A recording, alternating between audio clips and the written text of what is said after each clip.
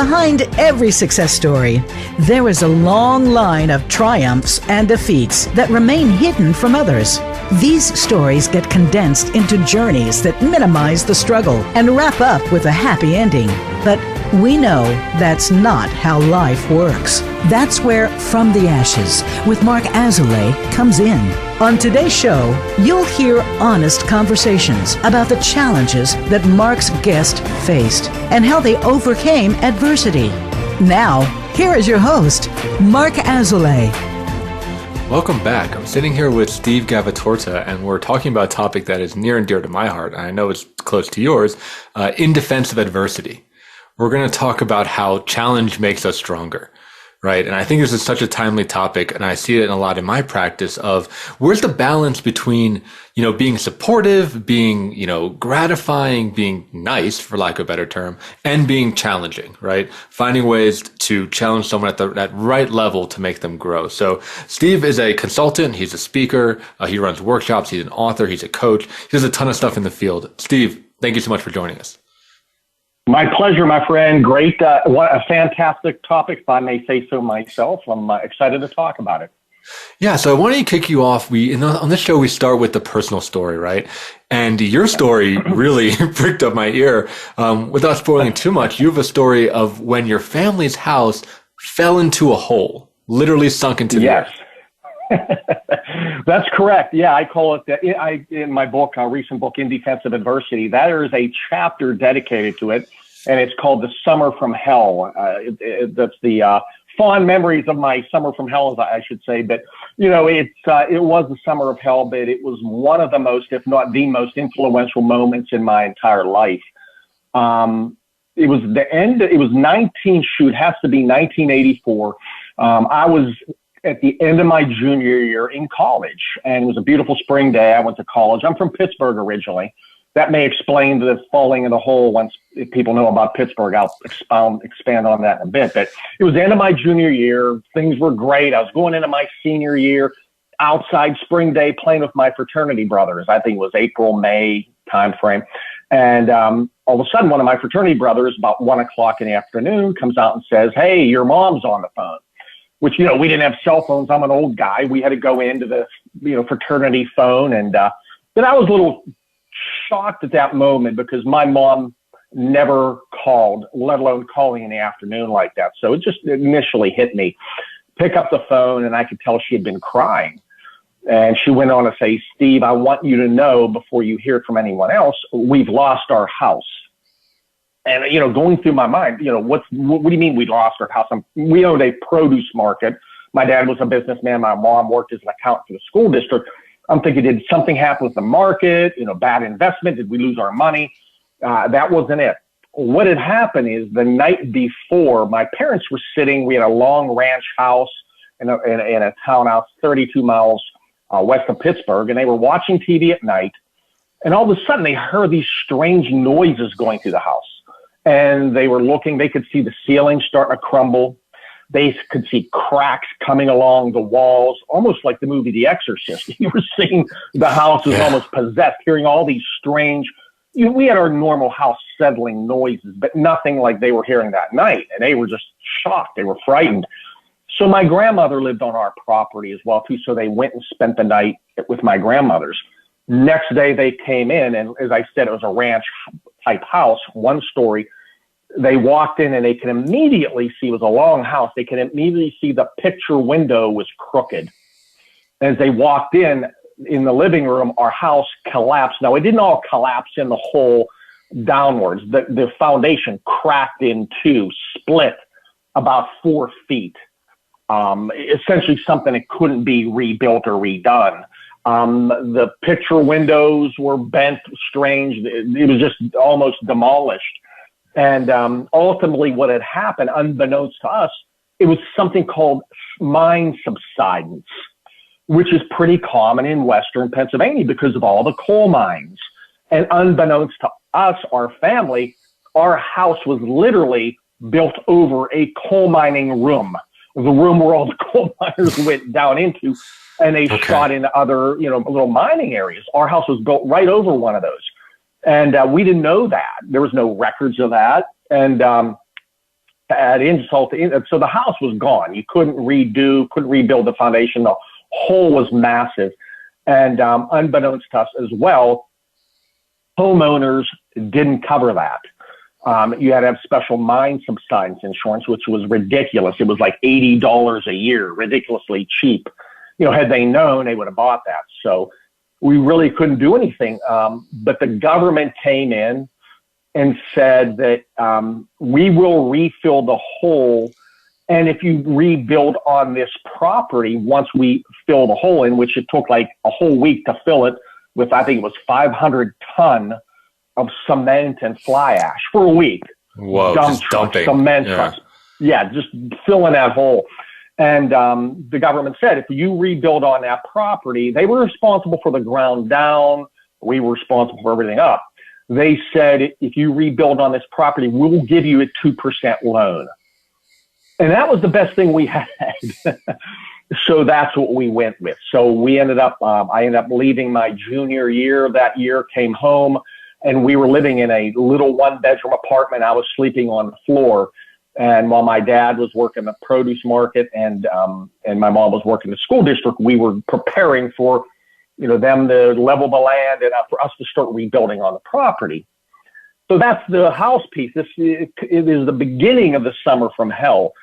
So as I said, my dad owned a produce market. In the summers and holidays, I would work at the market. I didn't have any spring break. I didn't have any time off. I worked in the market.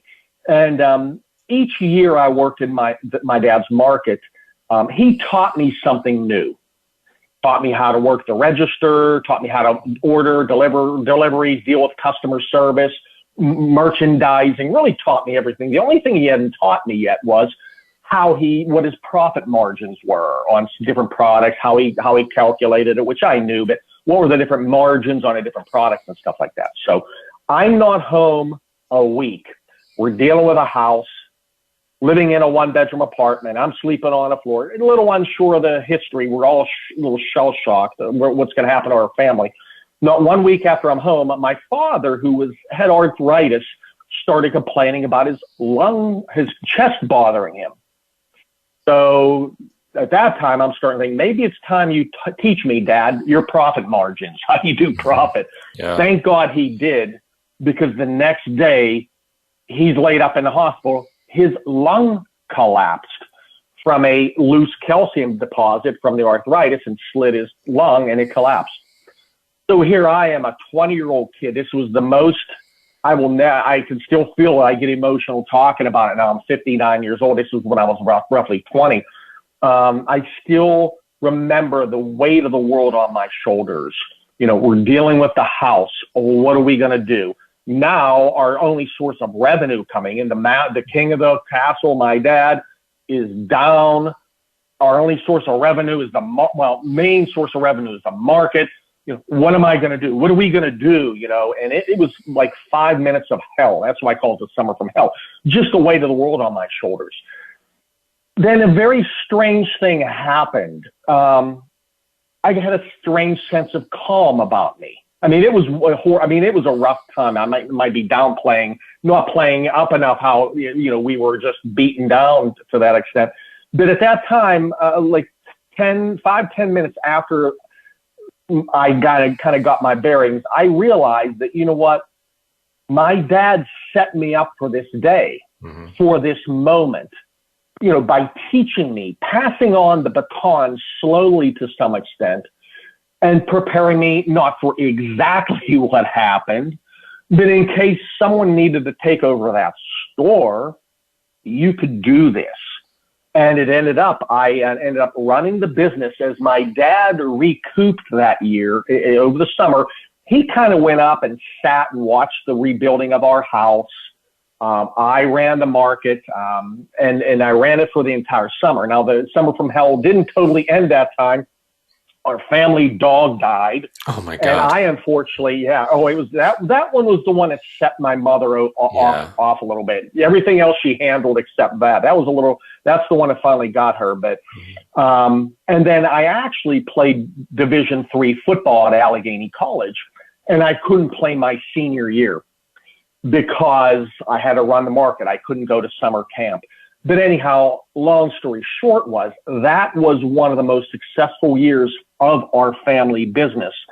And that year, I went from a man or a teen or a kid to becoming a man. Mm-hmm. It really, one of the most, if not the most influential things that had ever happened in my life. And I firmly believe, Mark, if that did not happen, I still may be in that podunk little town, not who I am today. The repercussions, the positive repercussions that came from that very difficult time are immense. I think the end of my end of that summer, by time I was had to go back to college, my dad was ready to go back into the market. The house was almost done. So things were semi-normal. I shipped off to college. End of my senior year, out of all my fraternity brothers, and I went to a very good school. Allegheny College is a very good school. Went to college with some very smart guys. I actually had the most job offers than any of my fraternity brothers, and not because of my great grades, not because my scholarly abilities. It was because when I was interviewing with companies, they wanted to know what happened that summer and how did you run that business. Through that experience, I was able to exhibit any skill relevant to just about any job I interviewed for. Communication skills, leadership skills, managerial skills, marketing skills, problem-solving skills, dealing with adversity, dealing with obstacles. And not only had I experienced those skills, I actually had real-world stories to share that validated those. So I had all the behaviors or competencies relevant for many job offers that I had out there. So my summer from hell, I do call it that very fondly in many ways, tongue in cheek, because ultimately it helped me become a man and is one of the most, if not the most influential moment in my life. Yeah, that's a fascinating story. And I'm really interested in that moment that you described there, right? Of that moment of peace. You said 5 or 10 minutes after you got that initial hit, right? Yeah. What do you think, whether about you or your environment or your upbringing or whatever it was, what do you think inspired you to step up rather than to fall apart? Because I could see that story going two different ways. Oh, no doubt. That's what I'm saying. Even if I did, imagine I said, if that didn't happen, where would I have been? Imagine if I didn't take the bull by the horns, where would I have been? That's right. Yeah. Right? I mean, he didn't take it. You know, we're going to have to close the market for the summer. You know, who knows? Maybe go on government assistance. Who knows? I mean, my ego would have been shot. You know, so it could have gone a different way. But it's really strange. It's a great question you're asking, and I didn't discover the answer until I was researching my book, In Defense of Adversity. And it's simply this. Through my research of my book, I talk a lot about, and I can share how I came to this knowledge, because I didn't just, someone introduced this to me. But there are two important parts of our brain that are important to know about. The first one is called our limbic system, also known as our emotional brain. That's what we're born with. And the limbic system does not grow, transform, or evolve through time. It's what we're born with. And when we're functioning in our limbic system, our response to situations, especially adverse situations, is going to be emotional, freeze, fight, or flight, or some combination of those three. And that's obviously not where you want to be when you're in an adverse situation. The cortex part of our brain, that's the other part that's important, is known as our rational brain. That does grow, transform, and evolve through time, through our life experiences, good and bad, just as I said, through our education system, through our training and development. We can grow our cortex, and that's where rational thinking lies. That's where logic lies. That's where you want to be when adversity strikes. So long story short about what you asked was, I was falling into the cortex part of the brain because my father, through his development of the understanding various parts of the business, developed my cortex. Does that make sense? It does. Yeah, it sounds like you had the tools necessary to survive, right? When you were in that shock experience, you were like, oh, wait, I have something for this, rather than hitting emptiness, right? Or confusion or fear or panic or whatever might have come up. Or freeze, fight, or flight. Initially, I either probably had freeze, fight. It was one of them because the weight of the world was on me. And it was very difficult for me. I couldn't see straight. I couldn't think straight. And I don't know where it came from, Mark, but it was, I can still feel that calming feeling. And that's what I truly believe came into play, that there was a situation that my father prepared me for that allowed me to stay calm and I can do this. I have the skills to do this. If my dad hadn't prepared me for that, hadn't given me the responsibility, I may have fallen in a freeze, fight, or flight. Mm-hmm. And if you encompass the entire story about my summer from hell, that whole story was a cortex building experience for my future. So one was my father delivering some cortex building, rational thinking, foundational skills that prepared me for this time. But this time in and of itself gave me an education about myself, about adversity, about what you can learn and what you can take away from adverse times. So this lesson in and of itself bode well for me in my future as well too. So it wasn't just the success of running the business. It was the whole experience of adversity and knowing you can overcome that. And once again, I firmly believe it was the limbic system and the cortex, the dynamic where, thank goodness, the cortex, took over. Yeah, that's really fascinating. And I want to talk about that more on the other side of the commercial break. A big thing that I do in my practice, working mainly with men, is trying to figure out the appropriate level of challenge. And that's what I'm hearing as you're talking, right? Is that your father, throughout your life growing up, was finding just the right amount of challenge for you from when you were little all the way up until you were 20 and had to, take on the business suddenly, but of trying to find things that helped you to grow. Because there's something so beautiful in that sweet spot. And I'd be curious, what your thoughts are about it, that it's not too overwhelming, that it doesn't just crush you and make you want to give up or run away, but it's not too easy so that you don't grow. Yeah. It sounds like your dad was really a master of that. And I'd imagine you brought that into some of the work that you've done with your consulting clients. So let's wrap up here. We'll move into a commercial break. And when we come back, we'll talk a little bit more about finding that perfect level of challenge to stimulate that cortex growth.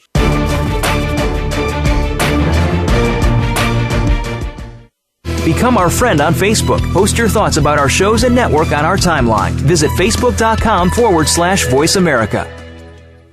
In Mark's work with high performers and business owners, it is becoming increasingly clear to him that their biggest obstacle to success is themselves. They are experts in their field, but are dragged down by their anxiety, poor time management, inability to focus, or self-sabotage. His role is to help you overcome these emotional and organizational issues so that you can truly excel in your business and your personal life. One of the most common hurdles that he sees is perfectionism, a crippling anxiety around performance. It's a fear of not being good enough, being publicly embarrassed, or of disappointing others. These fears paralyze brilliant people and bring them to their knees. This course will help you to break free from this mental prison and have more agency in your world. In this online course, we will break down the prison of perfectionism so that you can break out of it. For more information and to sign up, visit mark-azulay.teachable.com. That's Mark, MARC-azulay, AZOULAY.teachable.com. Our thoughts and feelings not only affect our own lives, but the lives of everyone around us. Find new meanings of love, authentic expressions, and better connections with the people in your life. Tune in to Love Light with Dr. Jean Marie Farish. This program will feature guests and discuss ideas that will bring a better life to you. When you find this perspective on love, it will change everything. Listen live every Friday at 12 noon Eastern Time and 9 a.m. Pacific Time on the Voice America Empowerment Channel. It's your world. Motivate, change, succeed. VoiceAmericaEmpowerment.com.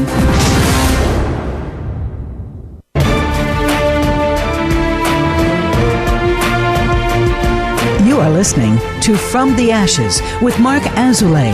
To reach the show today, please call 1-888-346-9141. That's 1-888-346-9141. Or send an email to podcast@mark-azoulay.com. Now, back to From the Ashes. Welcome back. I'm sitting here with Steve Gavatorta, the author of In Defense of Adversity. And I'm really curious about this perfect level of challenge, because it's a skill I'm trying to develop, and it's a skill that people have been able to master. And I think men in particular that master this blow me away. Because you talk about growth, and I agree, there's this level of organic growth, which is overcoming these challenges that stimulate us, right? And make us, force us to grow, right? But how do you, maybe, I don't know, as a partner or parent or coach or consultant or whatever role comes to mind, how do you determine what that perfect level is? Because I think that's the real artistry in it, is generating that and creating that for somebody else. Yeah, and this evolves, kind of that answer evolved in research for my book too. Part of this whole cortex and limbic system thing I learned about. I do a martial art called Muay Thai. I'm not sure if you heard of that. Oh yeah. But it's Thai boxing, so they call it the art of 8 limbs: fists, elbows, knees, and feet. And I learned that from one of my former, the cortex and limbic, through one of my former kickboxing instructors, Eric Parker. Interesting guy. But as that was one of the first things that hit me about one of the most foundational pieces of my book is that brain functionality piece, then following through with the exact question you're asking. And what I do in my book and what I'll do with my clients is I will connect the dots between the limbic cortex understanding with a behavioral assessment I use called DISC. Are you familiar with DISC? I've heard of it, yeah, but can you go through it again for our listeners? Yeah, it's a Jungian-based assessment, very similar to Myers-Briggs. I'm certified Myers-Briggs. I'm certified in DISC. I'm certified in something called Bar-on EQ, emotional intelligence. And DISC is an acronym for 4 behavior styles. So DISC is an assessment. You take a questionnaire, it only takes 10 to 15 minutes, and you answer 28 questions. And through that survey, it will tell you what your DISC behavior style is. And I'll get into those 4 styles in a bit.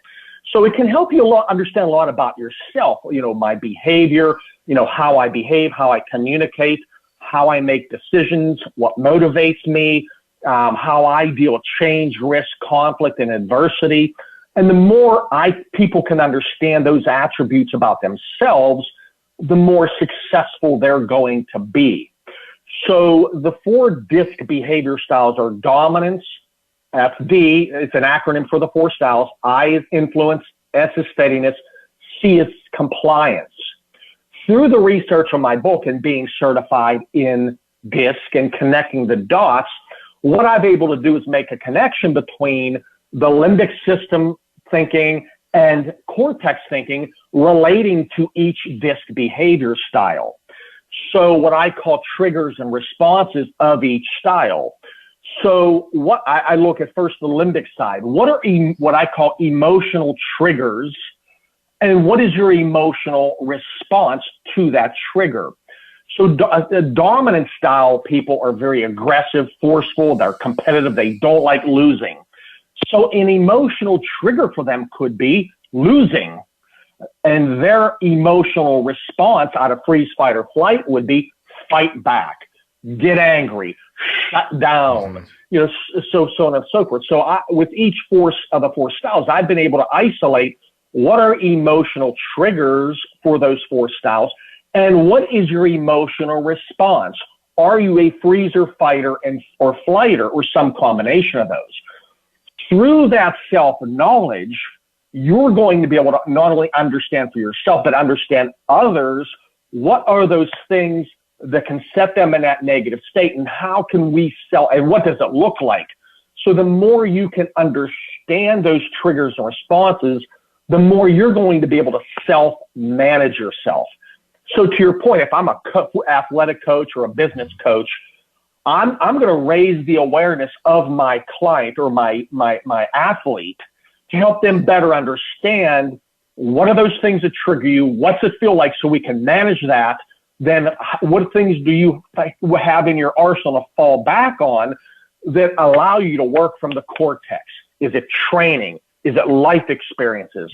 What are those things you've learned that you can fall back on? So it's really raising your awareness, raising your emotional intelligence about understanding your and other people's emotional triggers and responses, and then falling back on what's in our arsenal of cortex experiences that we can leverage to help you stay calm, cool, and collected.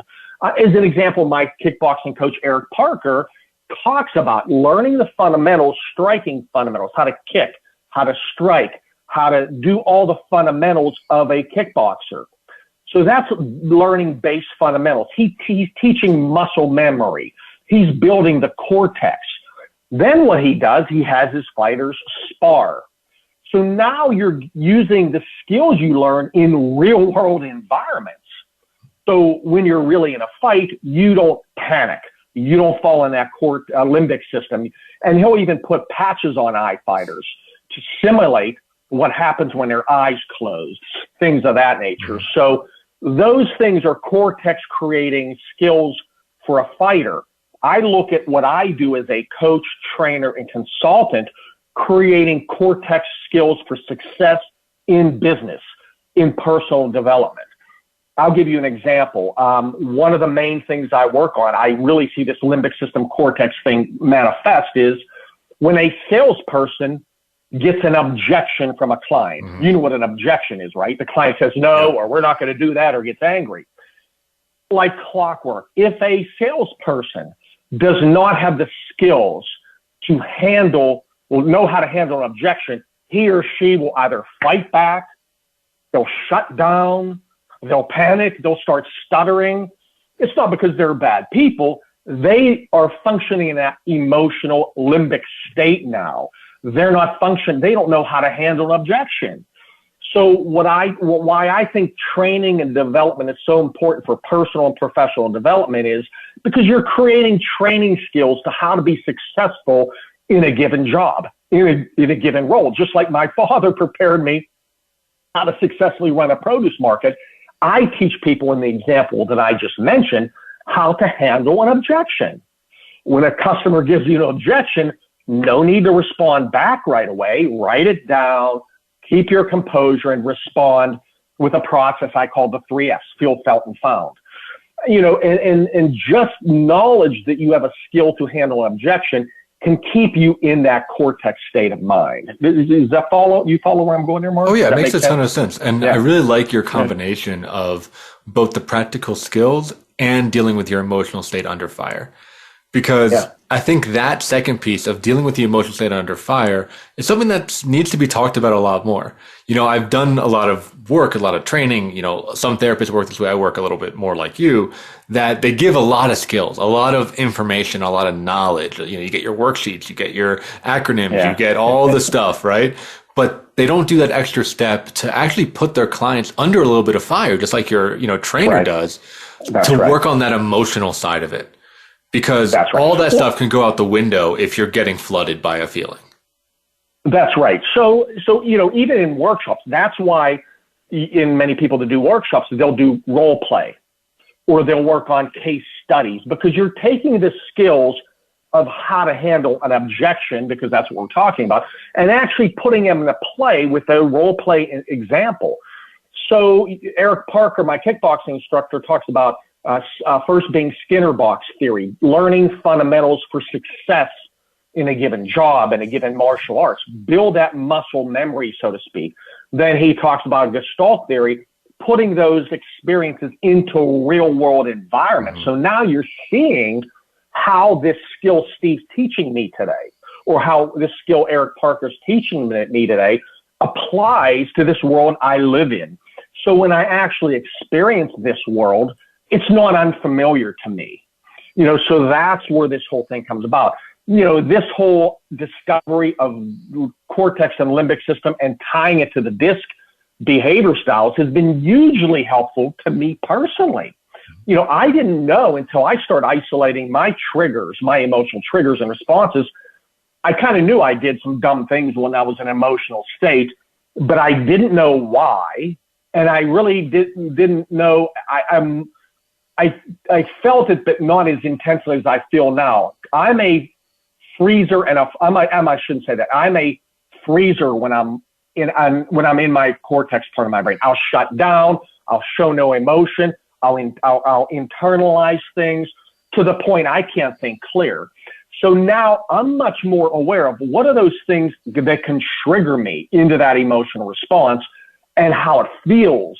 Now I can better self-manage, because it's imperative, because once you fall into freeze, fight, or flight, you can't necessarily get out of that right away, depending on who you are, depending on the breadth and depth of that situation. It may take years. You may never get over it.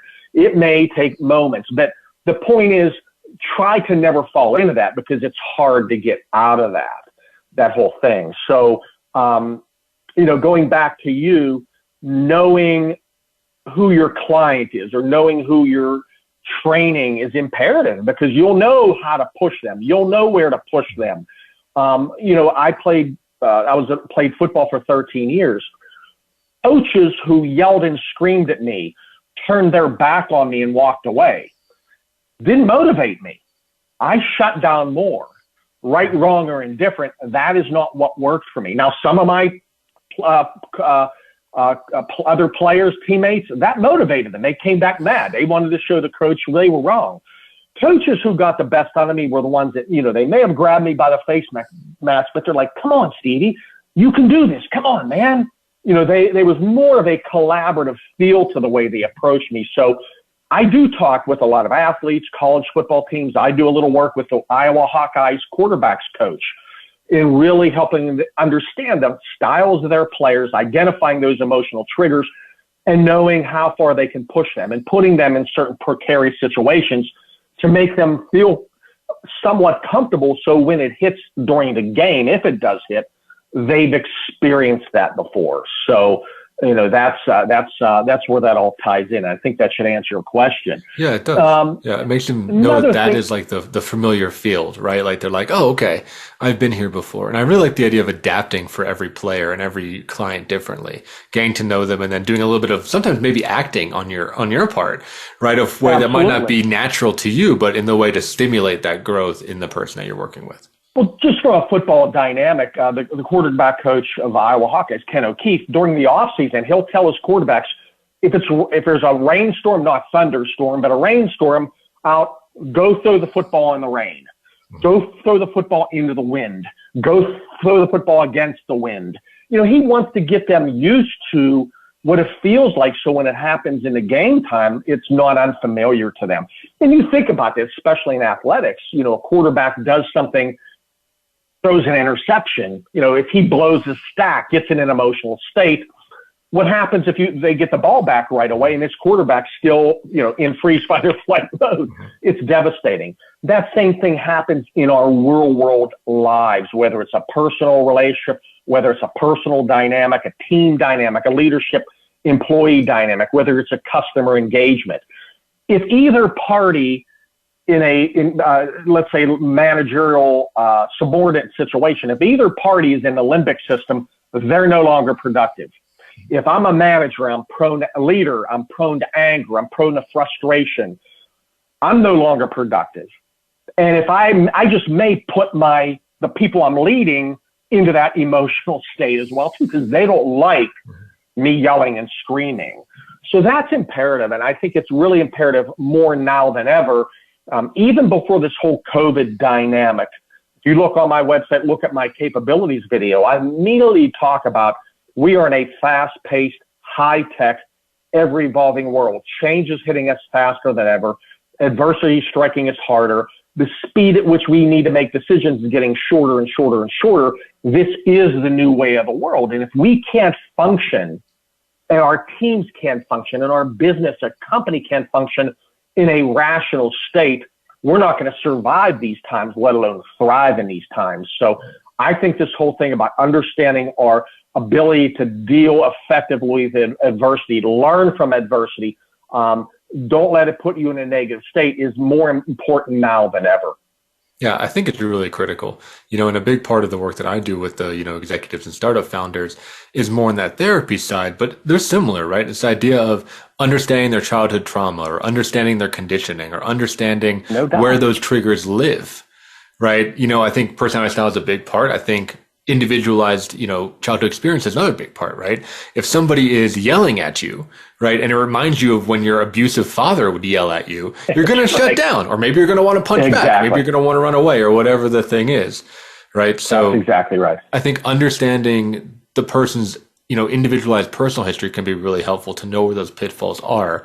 And then again, just same as you, right? Stimulate that, make them feel through it, allow them to be in that environment without getting overwhelmed or flooded, and then give them the skills and tools to move forward.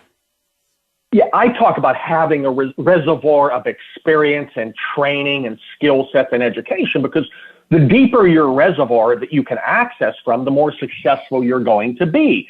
If you're shielding people from adversity, it seems like we're in a world today where we're trying to shield children from facing difficulties. I'm not saying you want to protect and not have harm come to children, but there's another thing about learning valuable lessons through childhood or failure or not winning or not succeeding that bode well for you down the future. If I've not experienced losing or what it takes to win or what it takes to win after we've lost, or why did I lose? Why wasn't I successful? If we don't have that introspection and that reservoir of knowledge, we're not going to be successful as we go on later on in life. So every day presents us with opportunities, as I say, to build our cortex, create that reservoir of experiences and learnings that can bode well for us down the future, whether it's in our personal lives or professional lives as well, too. So, yeah, I think it's critical. And the not coddling is really what I'm hearing you say too, right? Absolutely. Finding that perfect middle ground. So we're going to move into our next commercial break here. When we come back in our final segment, we like to give something to the listeners.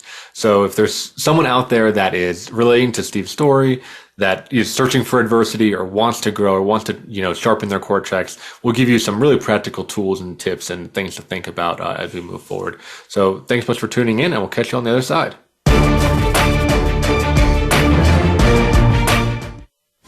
We're making it easier to listen to the Voice America Talk Radio Network live wherever you go on iPhone, BlackBerry, or Android. Download it from the Apple iTunes App Store, BlackBerry App World, or Android Market.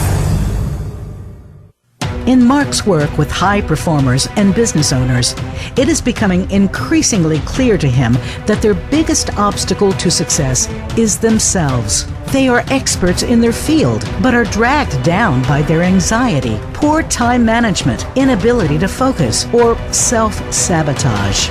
His role is to help you overcome these emotional and organizational issues so that you can truly excel in your business and your personal life. One of the most common hurdles that he sees is perfectionism, a crippling anxiety around performance. It's a fear of not being good enough, being publicly embarrassed, or of disappointing others. These fears paralyze brilliant people and bring them to their knees. This course will help you to break free from this mental prison and have more agency in your world. In this online course, we will break down the prison of perfectionism so that you can break out of it. For more information and to sign up, visit marc-azulay.teachable.com. That's Marc, MARC-azulay, AZOULAY.teachable.com. Are you ready to move to your next level? Listen for Empowering Women, Transforming Lives with host Rebecca Hall-Greider. Each show will focus on a central topic with discussion, guests, and your questions being featured. Our show is perfect for women who feel a call in their heart to step out in a bigger, more powerful way in their life and just need some encouragement, inspiration, and practical steps to support them on their journey. Empowering Women, Transforming Lives can be heard live every Thursday at 10 a.m. Pacific Time, 1 p.m. Eastern Time on the Voice America Empowerment Channel, with a replay of the show Sunday at 1 p.m. Pacific Time and 4 p.m. Eastern on the Voice America Variety Channel. Get the news on our shows and other happenings by following us on Twitter. Find us at Voice America TRN or twitter.com/Voice America TRN.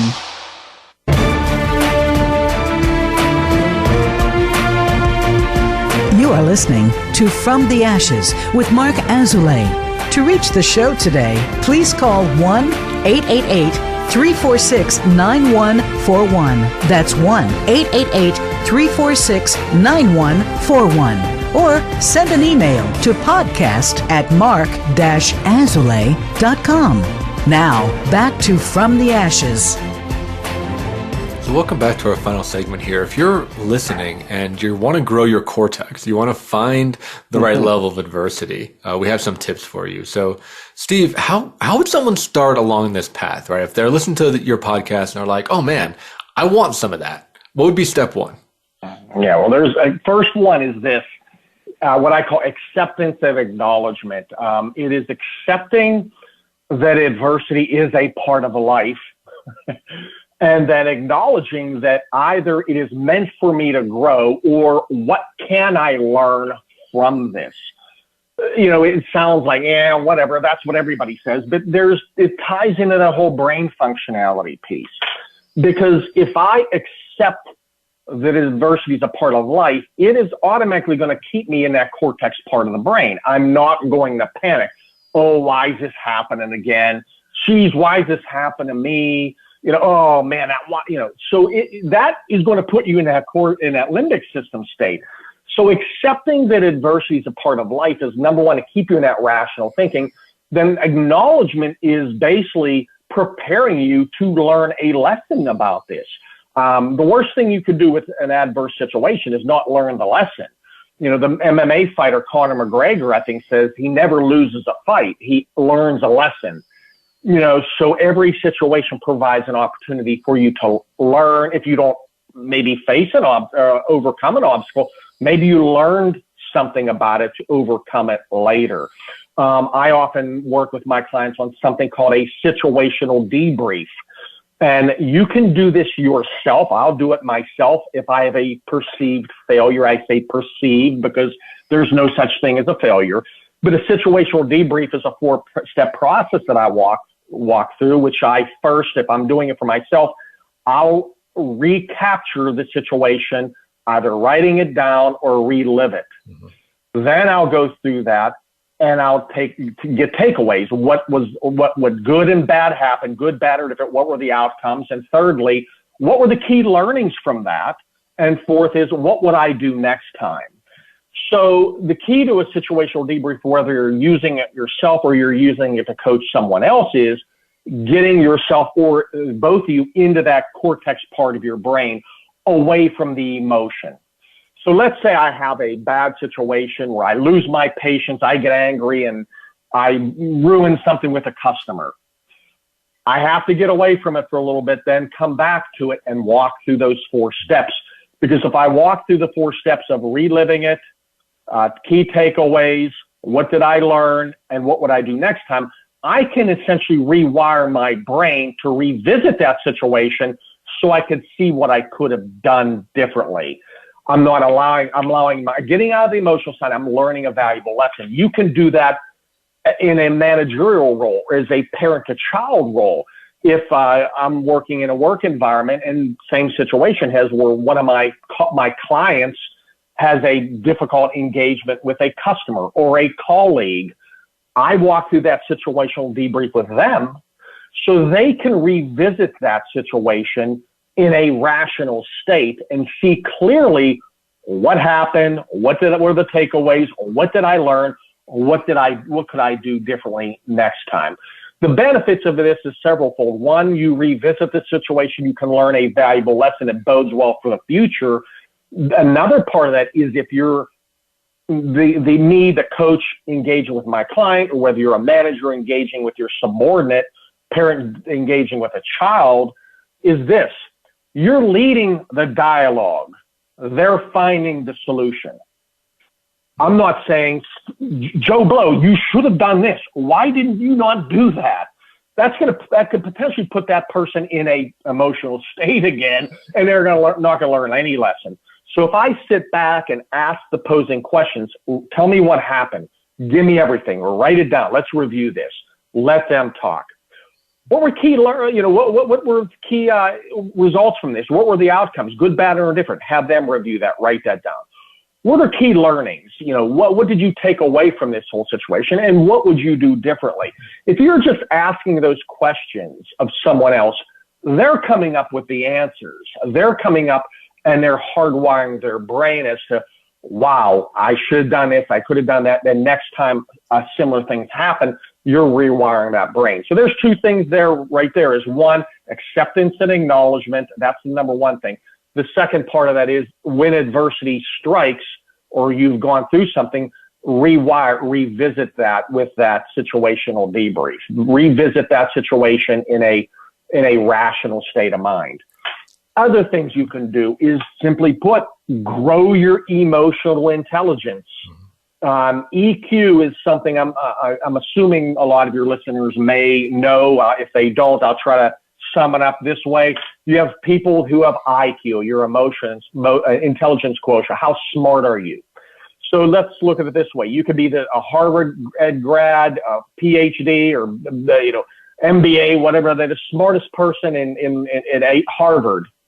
But if you're prone to anger, if you're prone to frustration, you're not successful. If you tend to irritate people around you, you're not successful. If you get frustrated in real world environments like a change or adversity, I don't care how smart you are, you're not successful. Emotional intelligence is about understanding those emotional aspects for you and others and raising that so you are more knowledgeable about yourself. You're more knowledgeable about others, and you're more knowledgeable about how you and others will function during real world environments. So I talk about three parts of EQ: intrapersonal skills, interpersonal skills, then adaptability. So intrapersonal skills is self-knowledge. What do I have to learn about myself? How do I behave? How do I communicate? How am I motivated? How do I deal with change, risk, and conflict? How do I make decisions? How do I deal with adversity? Because the more I can understand this about myself, the more I'm going to be able to understand how I'm going to respond in given situations. The second part, interpersonal skills, is understanding those same attributes in other people with whom you engage with.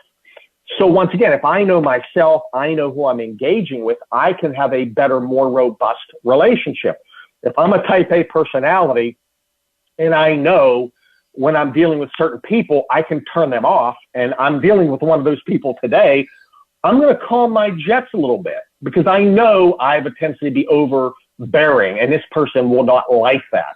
If I'm like that, it can set them into that limbic state of freeze, fight, or flight. So intrapersonal skills, interpersonal skills, then the adaptability phase. How do I and this person, or we as a team, we as an organization, deal with adversity, change, conflict, risk-taking, all these real-world scenarios that happen? Because the more we can understand ourselves, the more we understand how we're going to function in these crazy changing times, the more successful we are going to be. So I often talk about to companies and in leaders that, the more you can raise your EQ, times that are adverse are really opportunities for you to grow your business, steal market share, beat your competition.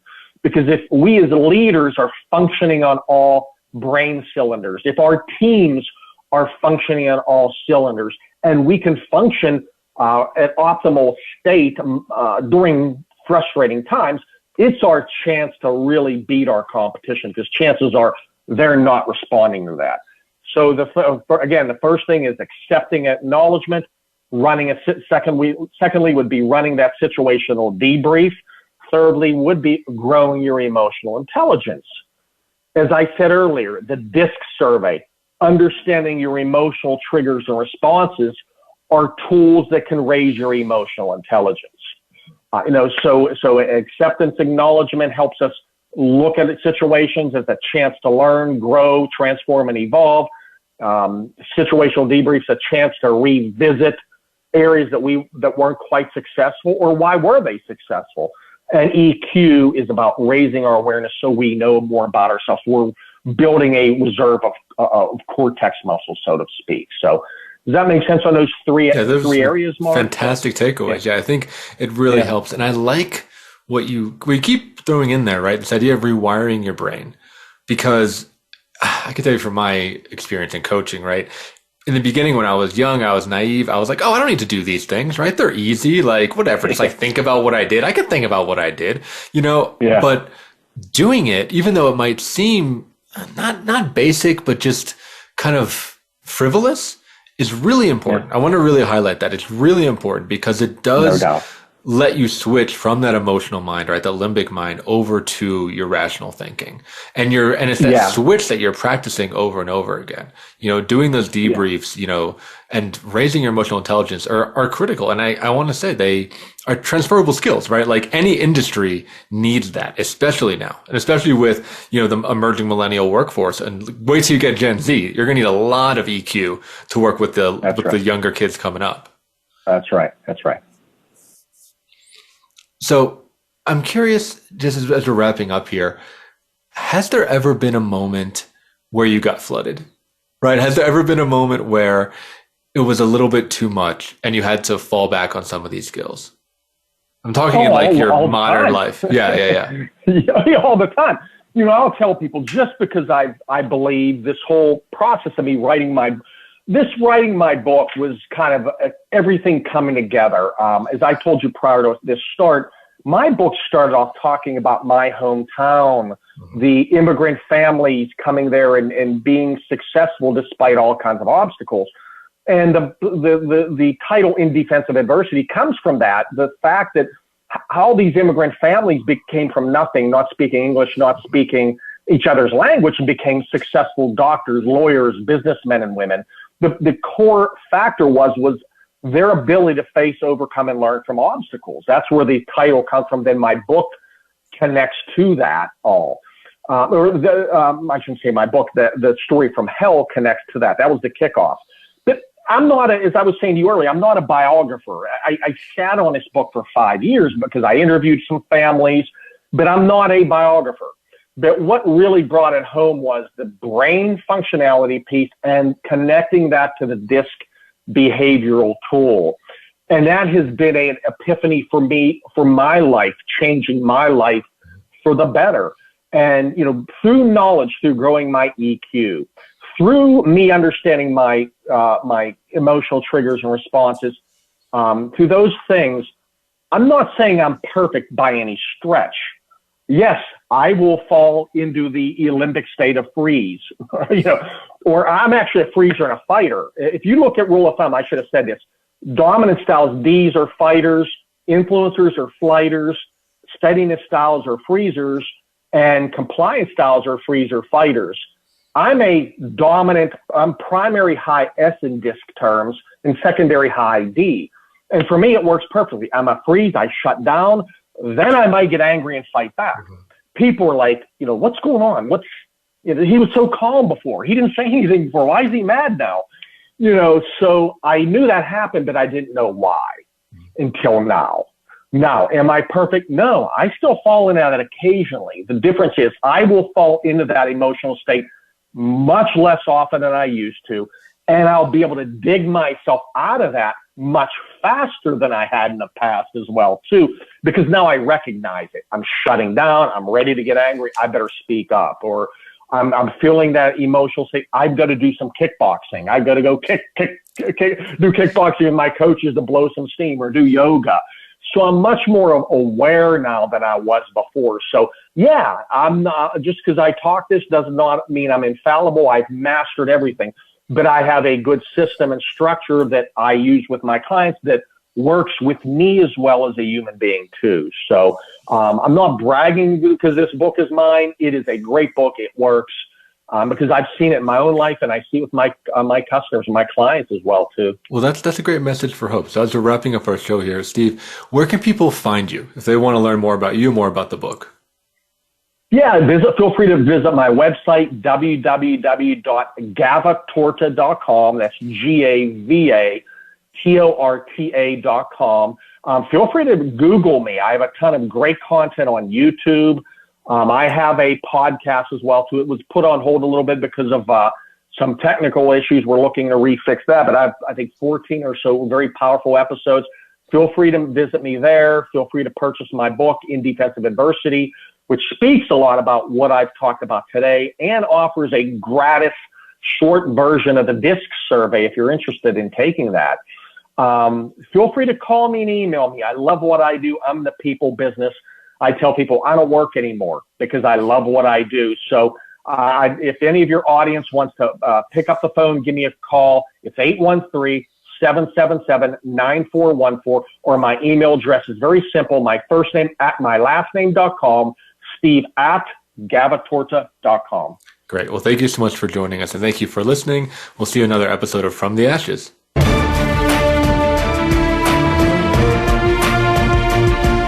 Thank you for joining host Mark Azoulay on From the Ashes. Be sure to tune in again live next Friday at 2 p.m. Eastern Time and 11 a.m. Pacific Time on the Voice America Empowerment Channel, or subscribe on your favorite podcast platform. Meet triumph and defeat and treat those two imposters the same.